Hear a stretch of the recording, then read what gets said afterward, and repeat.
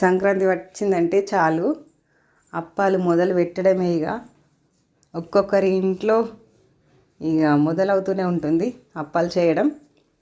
మా ఇంట్లో అయితే ఈరోజు కారపూస పోద్దాం అనుకుంటున్నా.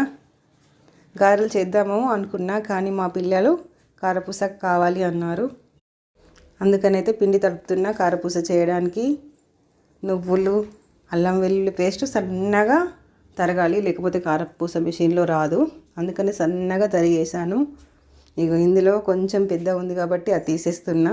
ఎల్లిగడ్డ కొంచెం టేస్ట్ అయితే బాగుంటుందని అంటే సన్నగా తరిగి వేయాలి. పేస్ట్ లాగా చేసి వేసుకుంటే కారపూస చాలా చాలా టేస్ట్గా ఉంటుంది. జీలకర్ర, ఎల్లిగడ్డ పేస్టు నేనైతే ఎప్పుడు వేస్తాను.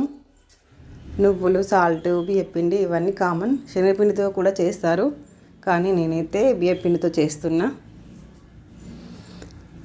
ఇవాళ కారపూస, రేపు సకినాలు, రోజు ఒక రకం చేసుకోవాలి. ఒకే రోజు చేయాలి అంటే షాప్ ఉంది కాబట్టి కుదరదని చేస్తూ ఉంటాను రోజుకు ఒక రకం. అందుకనైతే ఈరోజు కారపూస కంప్లీట్ చేసా. ఇక రేపు సకినాలు అయితే మొదలు పెడతాను.